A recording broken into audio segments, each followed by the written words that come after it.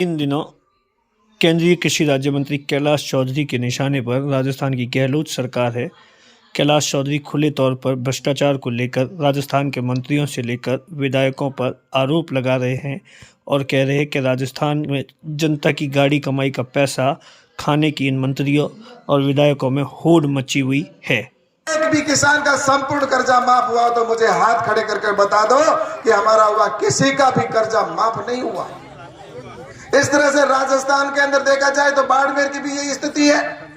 और मैं बात बताना चाहता हूं कि कर्जा तो दूर, जहां एक तरफ प्रधानमंत्री नरेंद्र मोदी जी हर गरीब व्यक्ति को निवाला देने का काम, वहां पर खाद्य सुरक्षा के तहत कोई व्यक्ति भूखा नहीं सोए, इस बात की चिंता कर रहे हैं।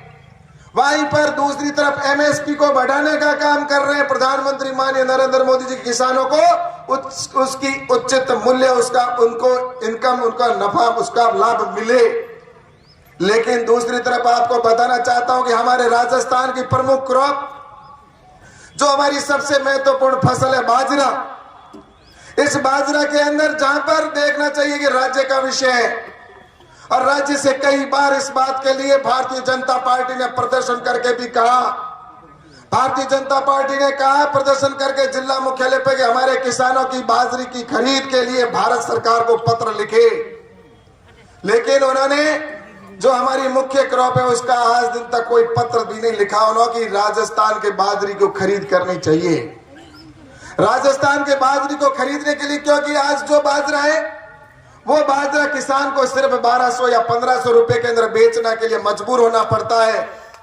अगर वही पीडीएस के अंदर देना शुरू कर दे और राजस्थान के अंदर यहाँ पर अगर किसानों की एमएसपी के ऊपर बाजरे की खरीद प्रारंभ हो जाए तो वही बाजरा 2250 के अंदर किसान को सरकार खरीदने के लिए भारत सरकार तैयार खड़ी है। लेकिन ये राजस्थान के लोग, राजस्थान की जो सरकार है, राजस्थान की सरकार अशोक गहलोत नहीं चाहते कि किसानों का उनको हक मिले।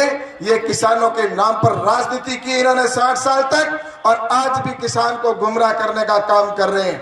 इन्होंने 60 साल सिर्फ राजनीति की, किसानों के हक का कोई ऐसा महत्वपूर्ण निर्णय नहीं लिया। ये तो भला हो अटल बिहारी जी वाजपेयी जी का कि उन्होंने किसानों के लिए केसीसी प्रारंभ की, किसानों के लिए फसल बीमा नीति योजना लागू की, गांव गांव तक सड़क बनाने का काम किया।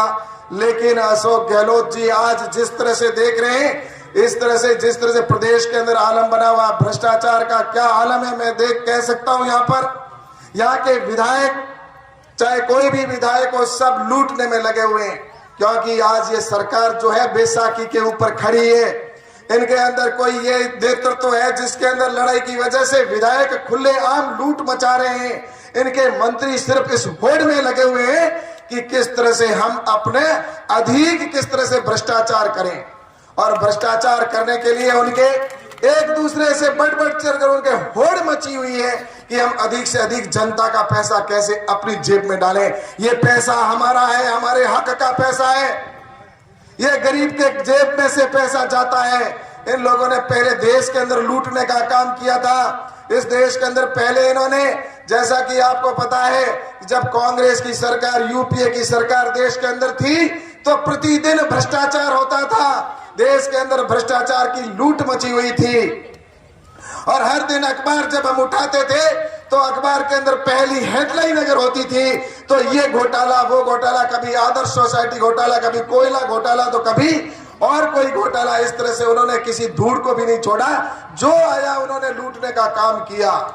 और जिस तरह से इस देश के अंदर उन्होंने शासन किया, पहले तो इस देश के अंदर आए, उन्होंने इस देश को मुगलों ने लूटा और उसके बाद में आए अंग्रेज, उन अंग्रेजों ने लूटने का काम किया और उसके बाद में काले अंग्रेजों के रूप में इन भूखे भेड़ियों ने इस देश के अंदर 60 साल तक लूटने का काम किया। लुटेरों ने इस देश को लूटा। ये मेहनत का पैसा किसका था? ये हमारी गाड़ी कमाई का पैसा जो हम टैक्स के रूप में देते हैं। ऐसी लूट अब हिंदुस्तान की उस बड़ी संसद में, बड़ी पंचायत में उनको अवसर नहीं मिला। नरेंद्र मोदी जी जैसा नेतृत्व मिला। आज भ्रष्टाचार के अंदर एक भी मंत्री के ऊपर कोई आरोप नहीं लगा सकता, लेकिन राजस्थान में उनको पूरी छूट मिली हुई है कि जितना लूट सको उतना लूटो। अब उल्टी गिनती उनकी शुरू हो चुकी है।